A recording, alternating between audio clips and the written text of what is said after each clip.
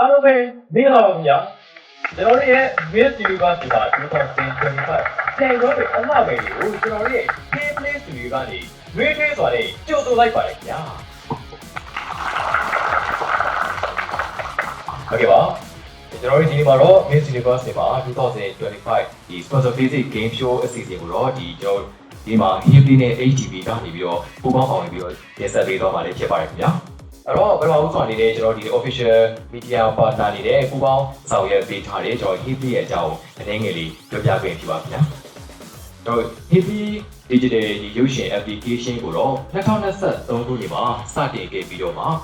ဒီတွင်ဇာတ်လမ်းတွေပြီးတော့ရုပ်ရှင်ဇာတ်ကားကောင်းများစွာကိုဒီအရေးသွေးပြည့်ပြီးသွားတဲ့ဒီထုတ်လွှင့်ပြသပေးနေတဲ့ကုမ္ပဏီတစ်ခုလေးဖြစ်ပါတယ်ခင်ဗျာဒါအပြင်ပထမဦးဆုံးအနေနဲ့ကံကောင်းရုပ်ရှင်ဇာတ်ကားကိုတော့ကျွန်တော်ဒီ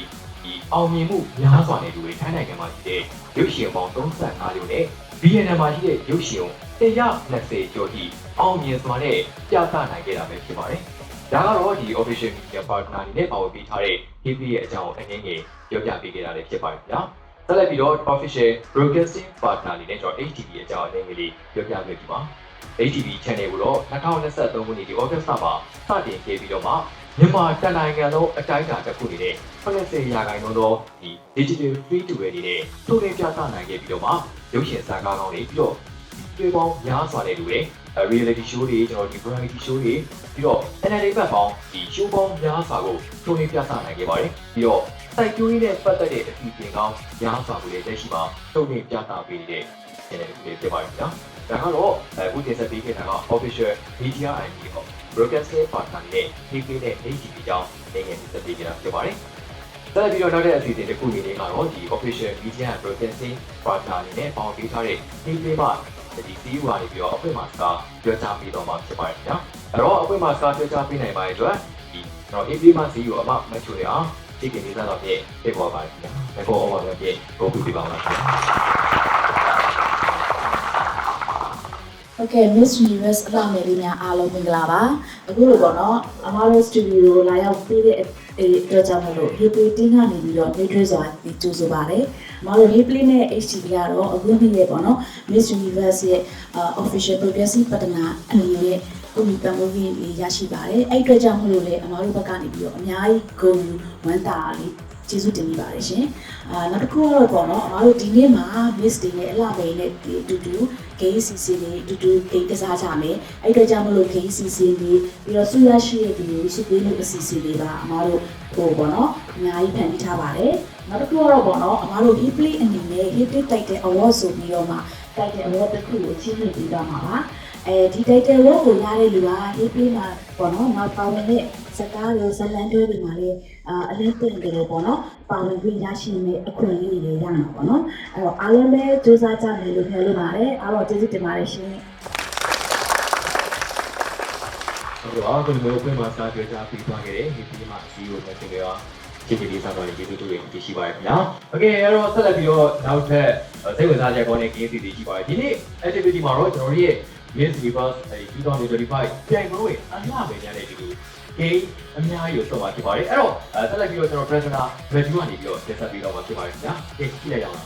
โอเคပါဖိတ်ခေါ်ပေးသွားတဲ့နေ့ဒီကိုကျေးဇူးအများကြီးပဲတင်ပါတယ်ကျွန်မကတော့အစီအစဉ်တင်ဆက်သူဂျူဂျူပဲဖြစ်ပါတယ်ဒီနေ့မှာကျွန်မတို့ရဲ့ဒီ HPP Studio ရဲ့ကို Miss Universe မြန်မာ2025အလှမယ်လေးတွေကရောက်ရှိနေကြပြီဖြစ်ပါတယ်ဒီနေ့မှာအားလုံးနဲ့အတူအမှတ်တရဖြစ်သွားအောင် activities လေးတစ်ခုဖန်တီးဖို့အတွက် game တွေကစားဖို့လည်းစီစဉ်ထားပါတယ်အခုတော့အလှမယ်ညီမလေးတွေကအကုန်လုံးရောက်ရှိနေကြပြီဖြစ်ပါတယ်ရှင်အဲ့တော့ညီမငယ်လေးတွေကိုအားလုံးပဲကြိုဆိုပါရရှင်ဟုတ်ကဲ့ပါအခုလိုမျိုးလာရောက်ပေးတဲ့အတွက်လည်းကျေးဇူးအများကြီးတင်ပါတယ်ရှင်ဟုတ်ကဲ့ပါအကုန်လုံးဒီနေ့activity တစ်ခုအနေနဲ့ game ကစားရမယ်ဆိုတာသိထားမယ်လို့ထင်ပါတယ်အဲ့တော့ဘယ်လိုနေလဲစိတ်လှုပ်ရှားနေပြီလားဘယ်လို game ကြီးကစားမယ်လို့ထင်လဲစိတ်လှုပ်ရှားနေအဆောက်အဦဖြစ်နေမှာပဲလားဟုတ်ကဲ့ပါ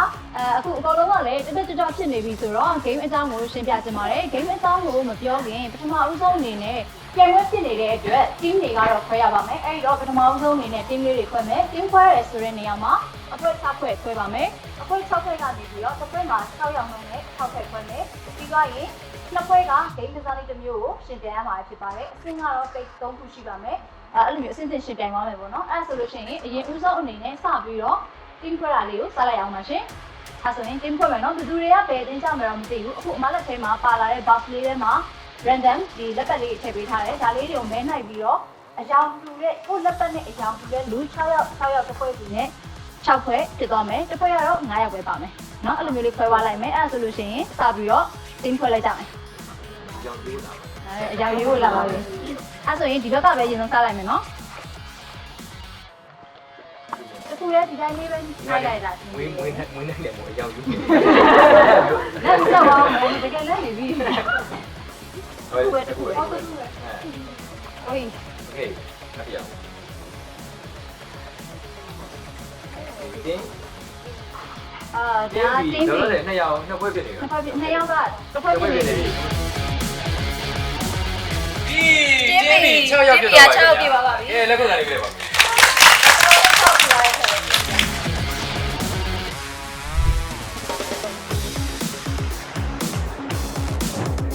ဒ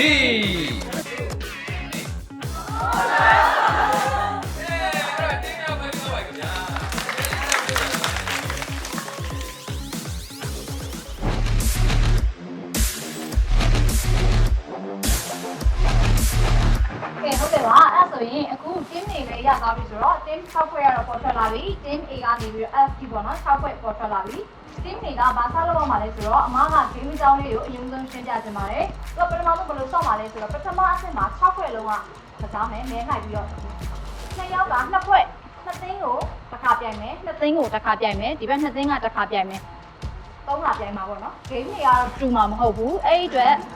game တွေကိုတော့တရားစောင့်နေတော့ငါတို့ဒီ game ပဲဆိုကျင့်ထားလို့မရဘူးပေါ့ game တွေမတူဘူးအဲ့တော့ပထမဆုံးအနေနဲ့စပြိုင်မဲ့ဒီ state 1မှာကျတော့ခုနပြောသလို6ဖွဲ့က2ဖွဲ့ကိုတပွဲနှုံးနဲ့ပြိုင်သွားမယ် game တွေကိုမဲနိုင်မယ်ပြီးသွားရင်ဒုတိယဆင့်မှာဆိုလို့ရှိရင်တက်လာတဲ့အဖွဲ့3ဖွဲ့ရှိမယ်3ဖွဲ့ကနေပြီးတော့မှ3ဖွဲ့လုံးတစ်ခါလေးပြိုင်မယ်အဲ့ဒီကနေမှ2ဖွဲ့တက်ပြီးနောက်ဆုံး final မှာအဲ့တော့အခုမတို့က state 1ပေါ့နော်ပထမဆုံး round မှာကျတော့6ဖွဲ့လုံးရှင်ပြိုင်ရမှာဆိုတော့2ဖွဲ့ကရှင်ပြိုင်မှုအတွက်အမားတို့က game လေးတွေလိုက်ပြီးတော့ပေးထားမယ်အကောင်လုံးငယ်တော့ဆော့ပြီးတဲ့ဂိမ်းပျော့ပျော့ရွှင်ရွှင်နဲ့ဆော့ခဲ့ပြီးတဲ့ဂိမ်းအမှုပညာနဲ့နီးစပ်တဲ့သူတွေလည်းပါမှာဆိုသိကိုသိမှာ မာဂိမ်းများလည်းမသိပါဘူးမာဂိမ်းများရုပ်ရှင်ခေါ်ဂိမ်းစုံကြရန်နယ်လိုက်ပြီးတော့မဲနိုင်ရမယ်မဲနိုင်တဲ့နေရာမှာစိုးရမယ့်ဂိမ်းကျူသွားတဲ့နှစ်ဖွဲ့ကတစ်ခါပြိုင်မယ်နော်အဲ့ဒါဆိုလို့ရှိရင်စပြီးတော့ဂိမ်းလေးနိုင်လိုက်ပါ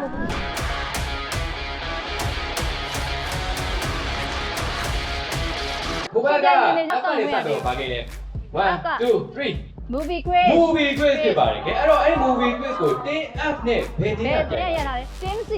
team C နဲ့ F ဖြစ်ပါတယ်ခင်ဗျာ movie quiz ကိုရှင်းပြရပါမယ်ကဲနောက်ဂိမ်းပါမယ်ကဲအဲ့တော့ A ဘာဂိမ်းဖြစ်လဲပြည့်ကြည့်လို့ face scan face scan ဘယ်သိလဲနောက်ထပ်ကြားထားရည်ပြည့်ကြည့်ပါဦး face scan အော်အဲ့ A B ရှင်းရပဲ face scan အဲ့ဆိုလို့ရှိရင် team A နဲ့ B နဲ့က face face scan scan ကဲလက်ကိုစလေးချင်းပြပြပါဦး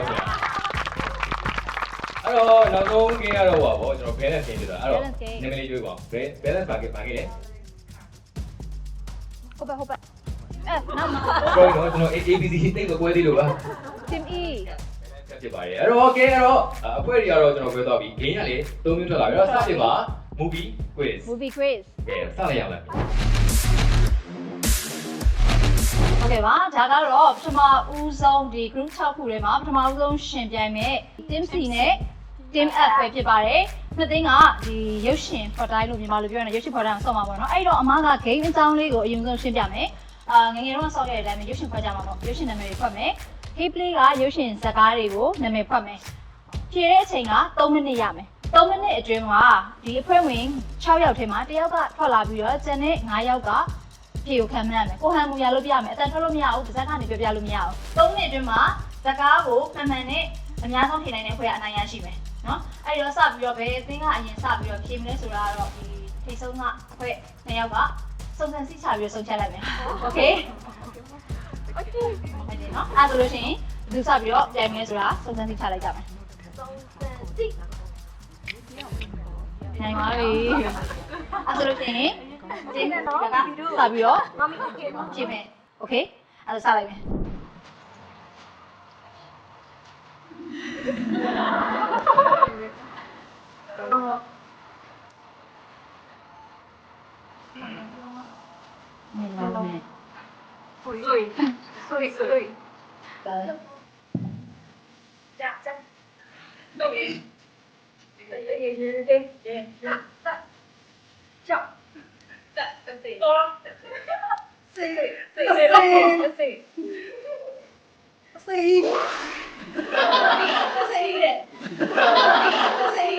တော့ပေးထားလေး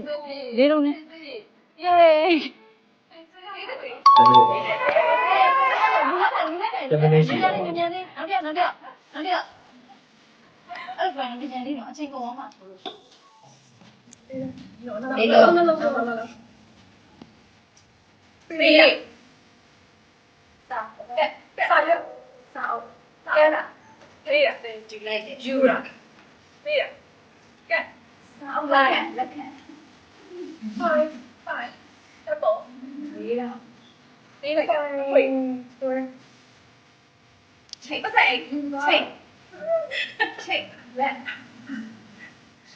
ှင်းလုံးနဲ့ရှင်းလုံး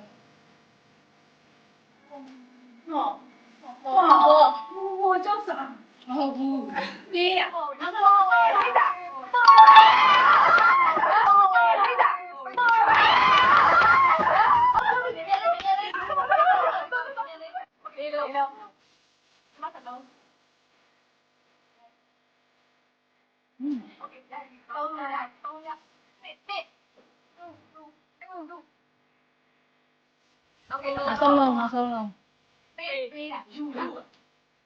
15စက္ကန့်လို့ပါ 15စက္ကန့်မင်းနေလာပြီမြင်လေးနော်15စက္ကန့်ပြည့်တော့မယ်မြင်လေးလေ ကြည့်တော့ ချိန်ပြပါပြီထိုင်သက်ဖြစ်သွားပြီအပြင်မှာတကူ 2U ဆိုရဲဇာတ်ကားဖြစ်ပါတယ်ကဲ Team F ကတော့ Movie Quiz မှာနှစ်ခုမှအောင်ဖြေနိုင်ခဲ့တယ်အဲ့တော့အချိန်3မိနစ်အတွင်းမှာဇာတ်ကားနှစ်ကားမှန်ပြီးတော့အဖြေနှစ်ခုရခဲ့တယ်ဆိုတော့နောက်ရှင်ပြန်တဲ့ကနှစ်ခုရမှာလဲဆက်ပြီးတော့စောင့်နေကြည့်ရမယ်ဒါပေမဲ့အကောင်းဆုံးနဲ့ရှင်ပြန်ခဲ့ပါတယ်ဘယ်မှာတခါလေးဖွပြရေးဝယ်ကြတာလည်းဖြစ်တာနော်တရေနဲ့တစ်စိနဲ့လွဲသွားတာလေးပဲရှိတယ်အကောင်းဆုံးတော့ဖြေခဲ့တာပဲဟုတ်ကဲ့ပါဒါဆိုလို့ရှိရင်နောက်ထပ်တစ်ခုရဲ့ရှင်ပြန်မှုကိုကြည့်လိုက်အောင်ပါရှင်ကဲခုနက Team F ကပြိုင်သွားတာနံပါတ်ရရင်နော်တင်းစီကလုံးဝသူတို့ကိုကြော်ဖို့အစင်းနေမယ်လားစင်းနေမယ်โอเคဒီတစ်ခါမှာရုပ်ရှင်တွေရောကြည့်ဘူးလားကြည့်ပါတယ်ကြည့်ဘူးရနော်ကြည့်ဘူးရဆိုလို့ရှိရင်တော့စကားများများမှန်းနိုင်မယ်လို့ထင်ပါတယ် ဟိုသူတို့ကတင်းဟိုတင်းတင်းကဒီတင်းပြိုင်တဲ့အချိန်မှာကတိုးလေးမှကြားရတယ်သူအများကြီးတိုင်နေတာဒီရောက်မှဘယ်လောက်လွဲလို့တော့မသိဘူးအများကြီးတိုင်နေတာ ခါကြတယ် အများကြီးတိုင်နေတာတွေ့တယ်အဲ့တော့ကြည့်ကြတယ်โอเค ready ပါ နာမည်လေးပြထားမယ်လွယ်ပါတယ်နော်တော်တော်လေးရဲ့ ဘယ်လိုလုပ်လဲသုံးလုံးโอเค ကြည့်ကြ ဘယ်သွားနေနေကြည့်လဲ ခီးထွက်ခြင်းနေရတယ် ရုပ်ရှင်တော့ရင်းနေရတက်မှတ်ရဟုတ်တယ်ခေါ်တယ်တိုင်နေရအမှန်ဟုတ်တယ်ကျွန်တော်အချင်း3မိနစ်ပဲရ ချိန်3မိနစ်ပဲရလို့โอเค သုံးလုံးဘယ်လိုပြောရမလဲဒီကြိုင်ပဲလားဒီတော့ไป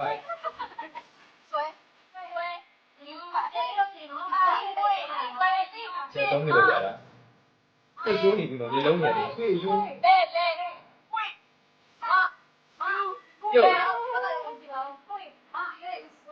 โอเคတမလေးရှိသွားပြောတယ် တမလေးဟောင်း ပြောနေမှာနော်ရှိတယ်ရှိ ဘာကားနေလဲမဘာကားနေလဲ မမူးပါဘူး မပေါ့အောင်နော်ဘာကားလို့အိတ်ခဲရော ဘီယာဘီယာ ဘီယာရုပ်ရှင်ကားနိုင်တယ် ဘီယာ သုံးလုံးပါလို့ဘာဘီယာလဲသုံးလုံးပါဒီလိုနေဒါသာမထွက်တာ ဘီယာတော့ အိတ်ကထွက်လာမှာမဟုတ်ဘူးတမလေးရှိသွားပြီ စက္ကန့်30 baby လေး baby လေး Hey! ဘာကားလဲကိုဒီကနေထထွက်သွားမလားမသိဘူး ဒါပြီးပါရင်သိတော့ တစ်ခေါက်တကိန်းမမှန်ရတော့ခုနကတမတ်ရတမတ်တာဟာတမတ်ကြောက်ဖန်ထားတယ် ခုနမြန်းနေနော် ကြည့်သွားပြီအေးဟိုကလေးကိုမပြောသေးတယ်ဘာကားလေးမပြိတ္တတွေရှိရဲမှာတခြားဘွယ်လေးရှိရဲဘာကားလေးပြောပြတယ် handicap တင်းစီတမန်ရရှိထားပါတယ်ခင်ဗျာအဲ့တော့နိုင်ရရှိသွားတာတင်းအပ်ဖြစ်ပါတယ်ခင်ဗျာကဲအဲ့တော့ကျွန်တော်ခုနအဖွဲရတော့ဒီ C နဲ့ F မှာတော့နိုင်ရရှိသွားတာတင်း F ကနိုင်ရရှိသွားပြီအဲ့တော့ဒီတစ်ခေါက်မှာလည်း game ကတော့မတူတော့ဘူး game မတူတဲ့အလျောက်ပဲကျွန်တော်ဒီအမှတ်ထားတဲ့အချင်းရတယ်မတူတော့ဘူးဗျအခု game ကကြတော့ကျွန်တော်နည်းနည်းလေးမြန်ဆန်ဆန်နဲ့လောက်ရမယ်လှုပ်ရှားလေးလောက်ရမယ် game ရှိတယ်အဲ့တော့တို့လာမှဒီခါလေးပြောလိုက်မယ်အဲ့တော့ကျွန်တော်နဲ့တူစောကစားပေးသွားမယ်တင်း D နဲ့ E ကိုဖိတ်ပေါ်ပါတယ်ခင်ဗျာ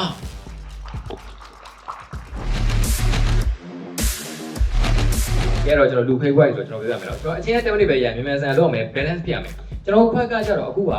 တယောက်ကကျွန်တော်သတ်မှတ်ထားတဲ့စီးကနေလို့ပြေးလာမယ်ဒီခွက်နဲ့စာရွက်နဲ့တူတူတင်ပါမယ်နောက်တစ်ယောက်ကဒါပေမဲ့ကျွန်တော်တို့ကခွက်ကိုအဲ့လိုမှောက်ထားပြီပဲကျွန်တော် game ကိုစော့နေနေစီးမင်းမပြောတော့ဘူးနော်အဲ့တိုင်ရှုံးအောင်ဆိုလို့ဒီလိုမှောက်ထားရင်တကယ်စော့ရင်ခွက်ကဖက်လက်နော်အကယ်၍များဒီလိုပြေးပြီးတော့လောပြီးတော့သွားထားခဲ့တည်ရှိတော့အဲ့မှားသွားပါမယ်အစနေကြတော့နော်အဲ့တော့ခွက်လေးရဲ့ကျွန်တော်ဒီဖက်လက်တယ်မယ်စာရွက်တင်မယ်ပြီးရင်ပြေးသွားမယ်နောက်တစ်ယောက်ပြေးတက်လာမယ်ဒီလိုတင်မယ် စာရွက်ထပ်တင်မယ် စာရွက်ချက်တင်မယ်အဲ့တော့အဲ့ဒီအချိန်မှာကျွန်တော်သတ်မှတ်ထားတဲ့10မိနစ်အတွင်းမှာမြန်ဆန်ဆန်နဲ့ balance ကြီးနဲ့လုံးဝလဲမကြတော့ပြီးတော့မြန်လေးဖြစ်နိုင်တယ်10မိနစ်အတွင်းလည်းမလဲဘူးဆိုရင်အနိုင်အကယ်၍များကိုကတင်းရလုံးနေနေပဲလဲသွားခဲ့ရင်အဲ့လူကနေအစပြန်စီကြရမှာအစပြန်စားမှာတစ်ခွက်ချင်းပြန်စားမှာနော်အဲ့တော့ကျွန်တော်တို့အရန်လောလို့မရဘူးအချိန်သတ်မှတ်ပေးတာရဲ့မြန်တော့မြန်မယ်ဒါပေမဲ့လောလို့မရဘူးလောရင်လဲကြတော့မယ် balance ကြီးမှာရတင်းရဘာပြောချင်လဲတင်းဒီဘက်တီကို အနာယူပြမယ် okay နိုင်ရမယ်အဲ့တော့ပြောလဲအနာယူပြမယ် နံပါတ်တော့နိုင်ပြပါကဲအဲ့တော့တင်းဒီနဲ့ E let's go ready 3 2 1မိနစ်တမလို့ရအောင် go ဒီတော့မြန်ဆန်ဆန်ပဲကျွန်တော် balance ကြည့်ရမယ်အဲ့တော့နှစ်ခွက်ပြနေပါတယ်နှစ်ခွက်ပြနေပါတယ်နော်နှစ်ခွက်ပဲပြပါတော့ပြပါအဲ့တော့ okay ညော်ရီနောက်တစ်ပြအဲ့တော့မြန်ဆန်ဆန်နဲ့ပဲ balance ပြရမယ်မလို့ပါနဲ့အချင်း10မိနစ်ပဲရပါတယ်လို့ပါနဲ့အရင်တော့မလို့နဲ့လောမယ် okayရင်းနေလို့လည်းမရဘူးတို့တို့လေးလည်းသွားမယ်10မိနစ်ပဲချိန်ရတယ် ချိန်ရလား ကဲအဲ့တော့နောက်တစ်ယောက် balance ညီနဲ့လုံးဝလဲမကျသွားရင်လဲမကျသွားရင်အတင်းအနမ်းရရှိမှာကဲအဲ့တော့နောက်တစ်ယောက်ဒါတွေတုံလာပြီမာမယ်နော်ကျွန်တော်မာမယ်ဒါတွေယူတော့ဘယ်တော့မှလည်းအေးစားယူပြီးတော့ပြန်ပြေးခဲ့ပါနောက်နေ့ပြေးလိုက်မယ်တရွတ်သေးတဲ့โอเค10မိနစ်ကြည့်ပါတော့မယ် ကြည့်ရမယ်နော် ရိုင်းနေပြီနော်နည်းနည်းရိုင်းနေပြီနော်အချင်းသိထားပါရိုင်းနေလဲကျသွားရင်ကဲကြည့်တော့မလားကြည့်တော့မယ်နော်ကြည့်တော့မယ်10စက္ကန့်9 8 9 6 5 4 3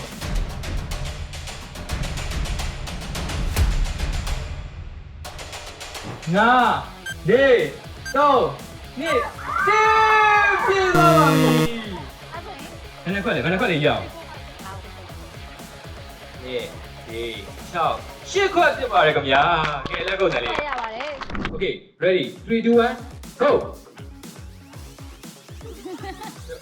Okay နောက်ပြန်မြန်လေးတော့ကျွန်တော်အချင်း10မိနစ်ပဲရောက်ပါတယ် နောက်ဖက်ကို မားလို့မရအောင်နော်မားသွားတဲ့သူကအဲ့ဒီမှာချက်ချင်းအိမ်ညပြန်သွားမယ်ပြီးတော့လဲကျသွားရင်လည်းအစကနေပြီးတော့ပြန်စမှာနော်တော့လဲလို့မရဘူး လက်တွေတုံနေပြီ လက်တုံနေပြီ လက်တွေတုံနေပြီ အပြင်ကြည့်တယ်10မိနစ်တည်းတော့လက်တွေတော့တီးကြောလို့မရပါနောက်လေးဆိုပါနောက်လေးဆိုအေးနောက်လေးဆိုပါ မှားနေတယ် ဆိုပါကျွန်တော်မိုးလူသားမှာမဟုတ်ပါဘူးဖက်လူမှာဖက်တင်မှာပါโอเคနောက်တစ်တီးကြောလို့မရပါဘူးတီးကြောလို့မရပါဘူးငယ်တော့စီးရမ်းကြော်နေတယ်โอเค ဟုတ်ပြီ ရေနောက်တဲ့ကျွန်တော်အရင်စိတ်လို့ရှာလို့မရဘူးခုနကလည်းကျွန်တော်10မိနစ်အချိန်အတွင်းမှာကြည့်ထားတယ်သူတို့ဘယ်လိုစော့နေနော်ကိုလေးကြိုင်မအောင် အကုန်လုံးလက်တွေတုံနေ ဒီ6ခွဲရှိနေပြီတော့ခုနကအတင်းက8ခွဲနဲ့နိုင်ရရှိထားတာ 10မိနစ်မှာ8ခွက်ရတာလား8ခွက်ကိုကြော်ရင်နိုင်ပြီ နိုင်ပြီ9ခွဲဆိုတော့နိုင်နေပြီ ခွက်လေးကြော် ကဲ ရင် တော့နည်းနည်းရိုင်းတိုင်းစဖြစ်နေပြီနော် လောက်နေပြီ ချိန်ကြည့်တော့မယ်နော်ကျွန်တော်10မိနစ်ပဲချိန်ရတယ်လို့လို့မရဘူးလဲလို့မရအောင်နော်လဲလို့မရအောင်နော် မီနီလာပြီးရမယ် โอเคမိစနေလာပြီ 5 4 3 2 1ပြည့်သွားပါပြီ ကဲအဲ့တော့ဘယ်နှခွက်ရလဲ ကဲအဲ့တော့ခုန8ခွက်တော့အခုက8 2 4 6 8 9ခွက်ပြပါတယ်ခင်ဗျာစီမားလို့ပြောတာအဲ့တော့တင်းနေမယ်လေတင်း ပါလေ က ကဲနိုင်ရရှိတော့တင်းတီဖြစ်ပါတယ်ခင်ဗျာလက်ကုတ်တယ်လေးရှိနေပါလားခင်ဗျာကဲကျေးဇူးများတင်ပါတယ်အဲ့တော့နောက်ထပ်ဒီ game ပဲကျွန်တော်တို့ first one မှာနောက်ဆုံးဒီ game ပဲကျွန်ပါတယ်အဲ့ game အတွက်ဘာများဖြစ်မလဲဘယ်သူပြိုင်လဲကြည့်လိုက်ရပါပြီ ကဲနဒီအဲ့ဆိုလို့ရှိရင်အခုရှင်ပြိုင်ခဲ့တာ2သင်းပဲကျန်တော့တယ်နောက်ဆုံးရှင်ပြိုင်မှု နောက်ဆုံးဒီ game ပဲ first one မှာဒီ game ပဲကျွန်တော် ဒီ game ပဲကျန်တယ်ပြိုင်မဲ့သင်းကလည်း2သင်းပဲကျန်တော့တယ်ရှင်ပြိုင်မဲ့အသင်း A နဲ့ B ကိုဖိတ်ခေါ်ပါရရှင် ကဲလက်ကုတ်တယ်များပြကြိုးဆိုပေးပါပါခင်ဗျာကဲ နောက်ဆုံး ဘာ game များဖြစ်မလဲ နောက်ဆုံးကပြောဖို့ကောင်းတယ်လက်ထဲမှာ မင်းကတော့စော့ကြည့်လိုက်ပြီနော် စော့ကြည့်လိုက်သေးတယ်ဒါမနေ့ကတော့ဒီလိုမျိုးတွေမပါဘူးပေါ့မျိုးလုံးလေးပဲမိတ် မျိုးလေးပဲမိတ်ပြီးတော့ ဒါမျိုးလေးပါတယ်ဆိုတော့ဘာ game ဖြစ်မယ်လို့ထင်လဲ 8J လို့8ရပဲ game ဖြစ်တယ် face cam အဲ့တော့အဖွဲထဲမှာရှင်ပြိုင်မဲ့အဖွဲရပေါ့နော်တယောက်ကထွက်လာပြီးတော့မျက်လုံးကိုဒါလေးနဲ့အုပ်ထားရမယ်ပြီးသွားရင်ကိုယ့်အဖွဲထဲမှာရှိတဲ့တခြားဒီကိုယ့်ရဲ့အဖွဲဝင်၄ယောက်ကိုမျက်နှာလေးတွေကိုထိကြည့်ပြီးတော့ဘယ်သူကဘယ်သူလဲဆိုတာကိုနာမည်ကိုမှန်အောင်ပြောပေးရမယ် အဲ့ဟိုကအဲ့မှာတခုမေးတယ်ရှိပါအဲ့တိလားမင်းလားဆန်းဦးလားဆန်းဦးတော့ဘယ်ဆန်းဦးလဲအဲ့ရအဲ့မသိပိုးကောင်းတယ်ကျွန်တော်အဲ့ကိုမေးနေတာတိရင်သူကပြင်းနေကြိုပြောနေမှာဆိုလို့โอเคလေအခုကြိုမကြည့်ထားနဲ့ကြိုမကြည့်ထားနဲ့ဟေးကိုလည်းမကြည့်ထားနဲ့လေဟေးဘယ်သူဒါများဘာရှိလဲဆိုတော့ကျွန်တော်လည်းရှိဝေးကြည့်လား ကြည့်ကုန်ပြီ ပြောပြတာဟိုမှာသူကိုမျက်နှာကိုကြည့်နေကြတယ် ready ဖြစ်ပြီဆိုရင်စပြီးတော့ခေါ်ရမယ်နော်အချိန်စမှတ်လို့ရပါပြီ ရပါပြီ ဒါလေးတော့ဟိုဘက်ကိုရောက်မှမှတ်ပြီနော်နည်းနည်းချင်းဆိုင်ပြီးတော့မှတ်မယ်လေ ဟုတ်တယ်ဟုတ်တယ်ဟုတ်တယ်ဟုတ်တယ် နည်းခေါ်လာအောင်ပါဆိုတော့အဲ့ဆိုရင်ခေါ်ရမယ်နော်အမထိန်းပြီးတော့ မျက်နှာအပေါ်မှာမျက်နှာအပေါ်မှာမျက်နှာကအပေါ်မှာမျက်နှာအေး face scan နာမည်က face scan တင်ကန်းကျိုး ခဏလေးအဲ့လောက်ကြီးမြန်တော့လေအဲ့လောက်ရှင်းတယ်ပြီပါဒီမှာဘေးမှာမျက်နှာအပေါ်မှာ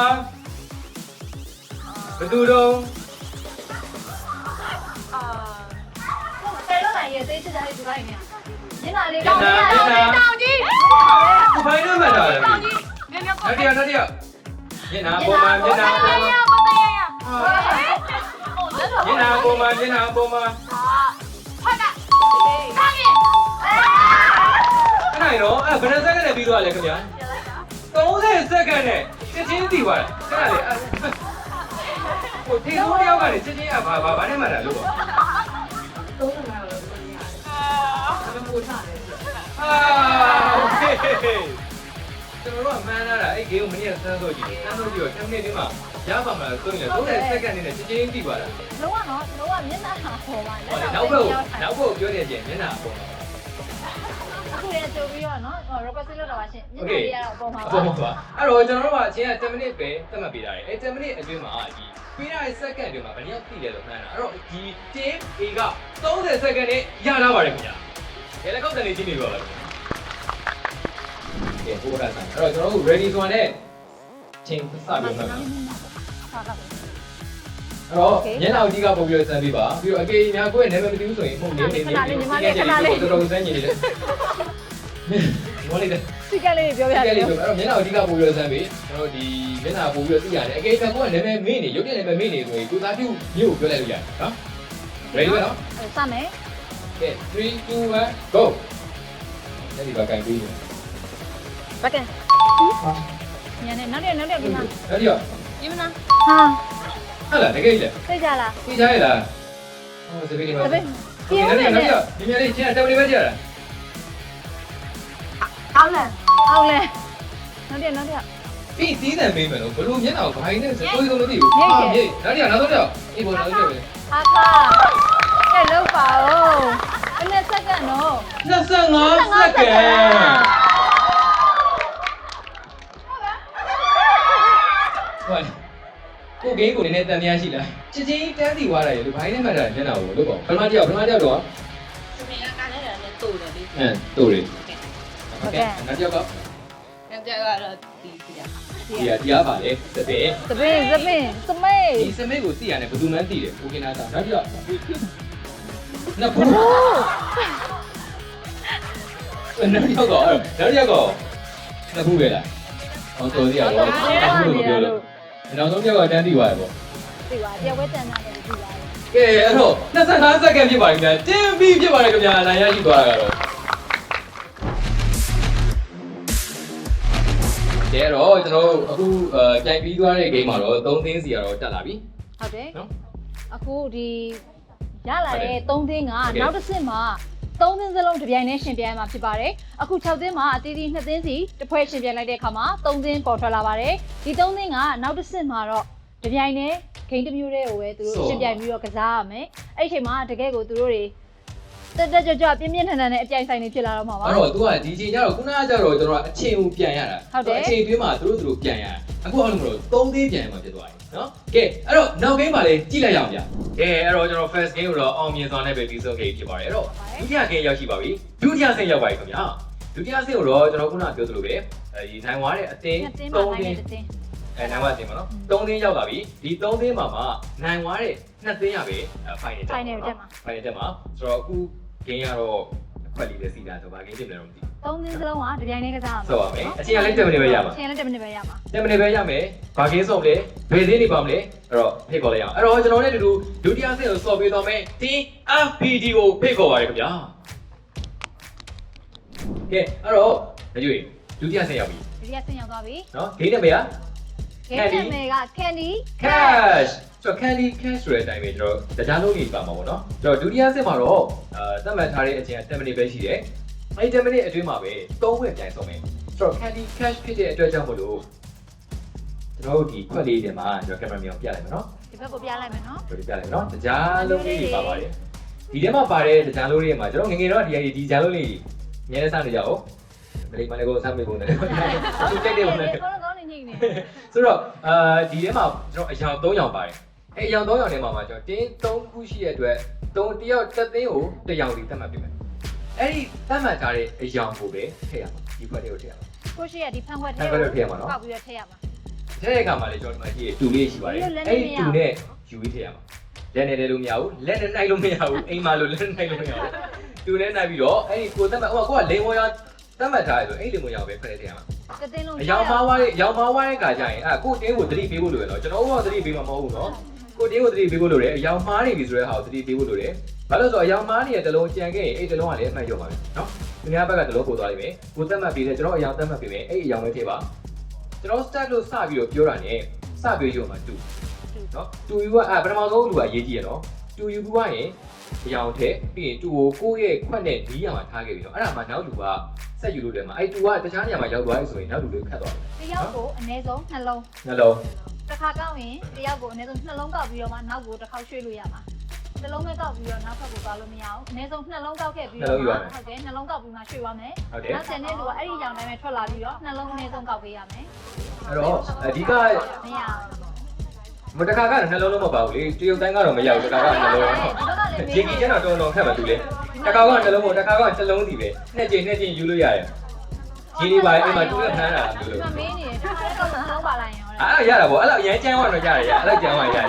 ်ကျွန်တော်မနေ့ကစမ်းတော့မရခဲ့ဘူးကျန်းရင်ဆိုတော့အဲ့တော့နှစ်ကြိမ်ကောက်ပါဒါပေမဲ့တစ်ခုရှိတာအယောင်မှားနေနောက်ကလူသတိပေးတော့ပြီးတော့တူယူမယ်ကောက်မယ်တစ်ခါတည်းမယ်တူကိုအနီးကပ်လေးထားခဲ့ပြီနောက်လူစင်ပြီးသွားပြီးရင်နောက်ကပြန်သွား10မိနစ်အတွင်းမှာအယောင်မှန်တယ်အများဆုံးနဲ့ဖြစ်တဲ့သူကဝင်လာReady ဟုတ်ကဲအဲ့တော့ Team FPD စလိုက်ရအောင်ဗျာကဲဟုတ်ပြီအယောင်လေးမှတ်ထားမယ်အယောင်လေးမှတ်ထားမယ်အယောင်တိုင်းမယ်နော်နှလုံးမယ်နော်ခွက်ကင်လို့မရတော့ခွက်ကင်လို့မရပြေးပြချတာပါပြီသင်ချခဲ့မယ်နောက်တဲ့ let's go 10မိနစ်ပဲရတယ်ဗျာနှလုံးယူရမယ်နော်အချိန်ရှိတယ်အဲ့တော့အယောင်မှန်မယ်နော်ဟောလေချောကလက်ကဖယ်ထားတာနော်ချောကလက်မဟုတ်အယောင်ဖယ်ထားတာနော်ချောကလက်မဟုတ်ဘူးလေဒီမှာလေအယောင်နေမနေတယ်အယောင်နေမနေဝဲအယောင်နေစမနေပြီဒီပဲရတယ်โอเคဒီဘက်မှာကျွန်တော်၄လုံးရသွားပြီတင်းအစိမ့်သိန်းလေးက၄လုံးရသွားပြီဒီနောက်ထပ်အစိမ့်မှာတော့ချိန်နေမှာနော်ရတယ်မှာတော့ခွက်ကင်လို့မရပါဘူးခွက်ကင်လို့မရပါဘူးဟုတ်ပိတ်ဆက်လိုက်ပါခွက်ကင်လို့မရဘူးနော်ကိုချင်းချင်းကိုသတိပေးနော်ရောင်မားမယ်ဆိုသတိပေးနော်ဟုတ်တယ်ယူရင်နှလုံးမယ်နော်ပြီးရင်ချင်းချင်းနောက်ပြန်စီမယ်နော်ချင်း10မိနစ်ရှိပါတယ်ကိုဝိုင်းနှလုံးနော်ထားလိုက်တော့ရတယ်ဒီဘက်ပေးရတယ်နှလုံးထက်များလဲရတယ်မလားရတယ်အဓိကကျွန်တော်အယောင်မှန်တော့မှန်လိမ့်မယ်အယောင်တော့မှန်ဖို့လိုတယ်ကဲ10စက္ကန့်9 8 9 6 5 4 3 2 1 အချိန်ပြည့်သွားပါပြီခင်ဗျာโอ Okay အဲ့တော့တင်း F ကညင်ရေး6 8 9လုံးဖြစ်ပါတယ်ခင်ဗျာ ဒီမှာပါဆိုရင် တင်း F 9လုံးဖြစ်ပါတယ်ကဲလက်ကိုတလင်းချင်းနေပြီပါဦးနော်10မိနစ်အတွင်းမှာတင်း B ဟုတ်တယ်နော်တင်း B 10မိနစ်အတွင်းမှာညင်ရေးအများကြီးပဲဒီရသေးပြီရေး6 ရှစ်ဆယ်ဆယ်ဖြစ်ပါရဲ့ကဲမတွေ့တင်းဒီ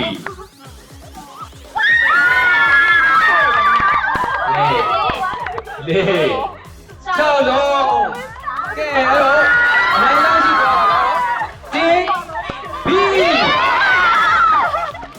တင်းဘီကကျွန်တော်နှလုံးနဲ့တင်းအပ်ကိုနိုင်ရရှိသွားဆယ်လုံးပဲဖြစ်ပါရဲ့ခင်ဗျာကဲအဲ့တော့ကျွန်တော်ဒီဘက်ကတင်း F နဲ့ F နဲ့ B ကနေပြီးတော့အနိုင်ရရှိသွားတယ်။နောက်ဆုံး grand final တက်သွားတာ T F B ဖြစ်ပါတယ်ခင်ဗျာ။ ရှင်ဒီကလည်းအကောင်းဆုံးကြိုးစားပါ ဟုတ်ပါပါလေ။ငင်းကုန်နေမေးရအောင်။ T F ဘယ်အချိန်မှာဘာမှားသွားပြီးတော့ဘယ်နေရာမှာဘာဖြစ်သွားသေးလဲ။ T F ကအရင်အကုန်လေးအချိန်မှာ ဂျင်မခေါင်းစိတ်ကိုငြိမ်နေထားတော့ โอเคကိုပဲအနေနဲ့အဲ့လိုနိုင်ရမယ်ထင်လား။ဘာလုံးလုံးရအောင်လုပ်မယ်အဲ့လိုထင်လားဒီစော့နေချိန်တွေမှာ ဝင်နေလိုက်ရ Okay Team F ကဲ Team B လောက်ပါ နိုင်မယ်လို့ထင်ထားတယ်ဟုတ်တယ် အဲ့လိုပြက်ပြက်စီရောလေဘာမီးလို့မရမှာတော့ဟုတ်လေစော့နေချိန်မှာဘာရင်ကုန်နေရတာဘယ်လိုကန်လာရတယ်ဘယ်လိုစော့နေချိန်မှာဘာဆိုင်ဟောဘာရွေးကောင်းလို့တွေးပြရ yellow ရွေးရမယ်ဆိုတာအဝါရောက်ရွေးရမယ်ဆိုတာပဲ အောင်းနေမှာစိုက်ထားတယ် ကောင်းထည့်ထားပြီးတော့ကဲလည်းကိုယ်လည်းချင်းနေပါဘူးဗျာကဲအဲ့တော့ကျွန်တော်တို့ grand final ပေါ့နော်ရေကိုစစ်လို့ရှားစွာနေ grand final ပြီးတော့ပြည်သက်တဲ့ကြောင်းမှာဒီရှိမှာပြပြရေးစားဘာလို့လဲမသိဘူးအပြည့်ရှင်းပြမယ်နော်ခဏလေး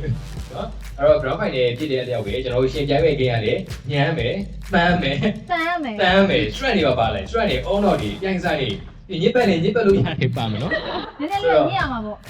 โอเคပါအဲ့တော့ဒီ game မပြောပြခင်မှာကျွန်တော်တို့အခု winner တွေကိုပေါ့နော် winner ဖြစ်သွားတဲ့အတင်ကိုကျွန်တော်တို့ဒီ KK ဘက်ကနေပြီးတော့ပေးအပ်မဲ့စူချီမြစ်ပေးရမယ့်လက်ဆောင်တွေရှိပါခင်ဗျာဒါကကြတော့ဒီကျွန်တော်တို့ KK ရဲ့ game box တပူးနဲ့အတူ KK ဒီ application မှာတစ်နှစ်စာကြည့်ရှုပေးမှာ game ကပ်ပြီးပါထားထည့်ပေးတာပါအဲ့ဒါလေးထားပြရအောင်နော် ဒီပါရုပ်ရှင်တွေအကုန်ကြည့်လို့ရတယ်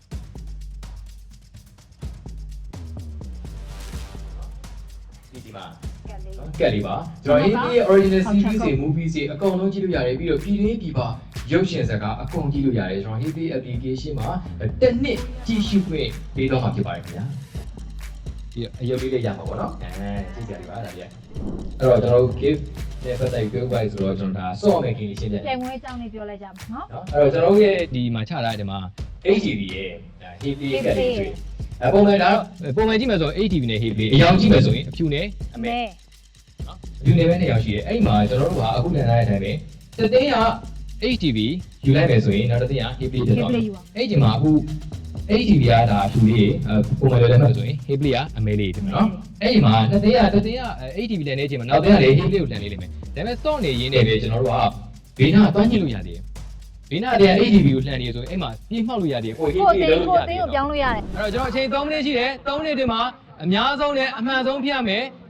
ညံစားရမယ်မျက်လုံးထည့်ရမယ် ready အားလုံး ready စလိုက်တော့ဗျာအဲ့ဆိုရင် ဖြစ်ကျွန်တော်ကမကြွေးပါအလှူတော်တရေရပါ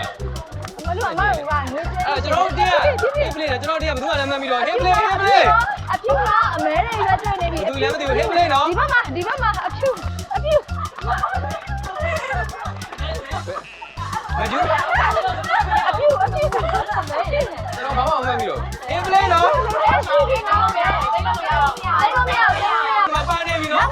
HTV နောက်ပါဟိုမှာ Heplay တွေ ကျွန် ပဲ တော်အောင်နေတော့မောလိုက်တာ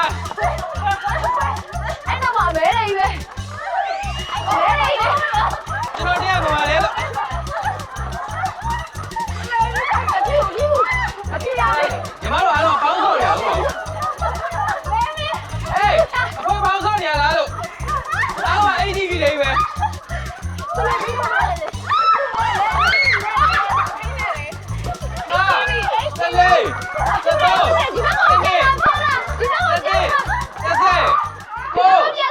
ရှင်း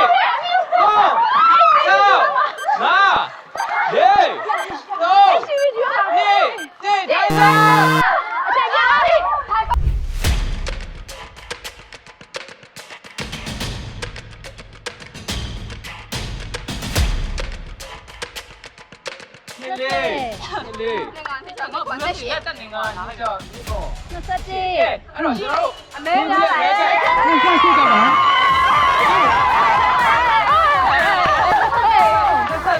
HCB က23တန်း ဒီနော်ကဲအဲ့တော့ကျွန်တော်ရင်းနှီးရင်းစားရှိခဲ့တဲ့နိုင်ရရှိတော့ပါ 23တော့ပါ ကဲအဲ့တော့တင်းအပ်28ခနဲ့အနိုင်ရရှိသွားပါတယ်ခင်ဗျာရခဲ့ပါတော့ကျွန်တော်တို့ဝင်နာနောက်ဆုံးတင်းအပ်ဖြစ်ပါတယ်ခင်ဗျာတင်းအပ်ကိုစုလက်ဆောင်များကြီးနေပေးပါရတဲ့အတွက်ကျွန်တော် KP မှာ General Manager ကိုတင်တူပါပါတင်းတင်းတက်တို့ဒေသဆောင်ပြီးပြောပါပါတယ်ခင်ဗျာလက်ကောသားများဖြင့်ကြီးနေပြောပါမယ်အဲ့တော့ဒီထဲမှာတော့ကျွန်တော် KP ဘက်ကနေပြီးတော့ gift box လေးဖြစ်ပါတယ်အဲ့ဒီမှာတော့ဒီ gift box ထဲမှာတော့တစ်နှစ်စာ KP ကြီးစုပြပါပါတယ်အဲ့ဒီမှာ original series KP ရဲ့ movie တွေရုပ်ရှင်တွေပြီးတော့နိုင်ငံခြားမှာရှိနေတဲ့ရုပ်ရှင်ကားကောင်းများစွာကိုကြည့်ရှုလို့ရမှာဖြစ်ပါတယ်ဒီလိုပြီးတော့မှလည်းလက်ဆောင်လေးလည်းပါပါတယ်ခင်ဗျာကြည့်ရတော့လည်းကြည့်ပြီးတော့โอเคအခုလိုသူချင်းချင်းပြီးခဲ့ပါတယ်ဆိုတော့ကျွန်တော်မြင်ကြသူချင်းကဒီလိုလိုရည်ရှိပါတယ်ခင်ဗျာကဲအဲ့တော့ကျွန်တော်တို့ game စီစဉ်ပြီးသွားတဲ့အခါမှာအားလုံးကလည်းကျင်းနေကြမယ်တင်ပါတယ်ပြီးတော့ကြီးတဲ့ပရိသတ်တွေကိုယ်တိုင်ကလည်းဒီ game လေးကြောင် friend ဖြစ်နေတင်တယ်ကျွန်တော် entertainment တစ်ခုအနေနဲ့လုပ်လိုက်တဲ့အခါမှာစိတ်တန်းပြသွားမယ်ကျွန်တော်မောပြသွားမယ်ဆိုတော့ကျွန်တော်အားလုံးကျင်းတော့ပါတယ်ပါဝင်ပြီးသွားတဲ့ပြန်ဝင်ညီမတွေတော့ထန်ကားလုံးကလည်းဒီလိုမျိုးဖြစ်သွားမယ်ဆိုရင်အားလုံးကျင်းနေတာမျိုးတင်ပါတယ်ပြီးတော့ game ဆိုနေတဲ့အချိန်မှာတော့အားလုံးကတော့တော်တော်တက်လေးရှိနေကျွန်တော်တို့ညံတော့တဲ့ချိန်လေးရှိနေ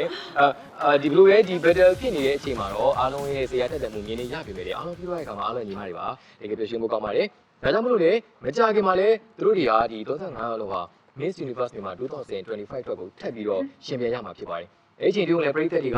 အားပေးကြပါဝင်းရံပေးကြပါဒီချစ်ခင်မြန်တို့ရဲ့စိတ်နဲ့ပဲကိုချစ်ခင်ရတဲ့မျိုးနဲ့ကိုချစ်ခင်ရတဲ့ Miss တွေဘယ်သူများဖြစ်မလဲအားပေးဝင်းရံကြပါလို့ပြောချင်ပါတယ်ခင်ဗျာနောက်တစ်ခုအနေနဲ့ကတော့ဒီစုတွေအနေနဲ့ဆိုရင်ကျွန်တော်အရှိမလဲကျွန်တော်စီးကိုကိုယ်တိုင်မဲထုံနဲ့ကိုယ်တိုင်ပြောထားခဲ့တယ်ပေါ့နော်ဒါလေးကျွန်တော်ပြန်ပြီးတော့ပြောပြပေးရမယ်ဆိုရင်ကျွန်တော်တို့ရဲ့ဒီ35ရုပ်ထဲမှာ Happy Pack ကနေလေ Title Award တစ်ခုအနေနဲ့ပေးရချီးမြှင့်သွားမှာဖြစ်ပါတယ်အဲ့ဒီ Title Award ကကြတော့ဒီနိုင်ရရှိသွားတဲ့တဦးသားလေးပေါ့နော်ဒီ award နဲ့ပိုင်ဆိုင်သွားတယ်ဒီ Happy ဘက်ကနေပြီးတော့ဒီကျွန်တော်ရုပ်ရှင်ဇာတ်ကားရှိရဲ့စီးရွယ်ရှိအဲ့ဒီမှာဒီ Happy Company နဲ့တွဲဖက်ပြီးတော့တရုတ်ဆောင်ခွင့်ရရှိမဲ့အခွင့်အရေးဖြစ်ပါတယ်နော် Happy ကလည်းလက်ရှိချိန်မှာဆိုရင်ကျွန်တော်ဒီနိုင်ငံကျော်အောင်မြင်ကြော်ကြားနေရုပ်ရှင်ကားကောင်းတွေစီးရွယ်တွေအများကြီးရှိပါတယ်ဒီလို company နဲ့လည်းတွဲဖက်ပြီးတော့လုပ်ကင်ခွင့်ရတဲ့အတွက်လေအားလုံးလည်းကျင်းနေကြမယ်ထင်တယ်အားလုံးရဲ့အောင်မြင်မှုနဲ့တူ Happy နဲ့ပေါင်းဆက်လိုက်ပါခင်ဗျာကဲအဲ့တော့ကျင်းနေကြမယ်ထင်ပါတယ် Happy ရဲ့ award ရရှိမှာဘယ်သူဖြစ်မလဲကျွန်တော်ညှိဖို့ရမယ်ဟုတ်ပါတယ်ဒီနေ့မှာတကယ်ကိုပျော်ရွှင်ခဲ့ရပါတယ်လာရောက်ပြီးတော့ပူပေါင်းပြီးတော့အခုလိုမျိုး activities လေးတွေဖန်တီးပေးတဲ့ညီမလေးတွေကိုလည်းကျေးဇူးအများကြီးတင်ပါတယ်လို့နောက်တစ်ခေါက်ထပ်ပြောပြစေရှင်ဟုတ်ကဲ့ပါဒီနေ့ရဲ့ပျော်ရွှင်ပွဲနေ့ရက်လေးနဲ့တူပရိသတ်တွေအားလုံးလည်းပျော်ရွှင်ပွဲနေ့ရက်လေးတွေပိုင်ဆိုင်နိုင်ကြပါစေလို့ဆုတောင်းပေးလိုက်ပါတယ်ရှင်အားလုံးကိုဒီညနေနေ့ပဲနှုတ်ဆက်လိုက်ပါတယ်အဲ့တော့ကင်မရာကြီးကြည့်လို့ဆက်ရအောင်မေတ္တာပါ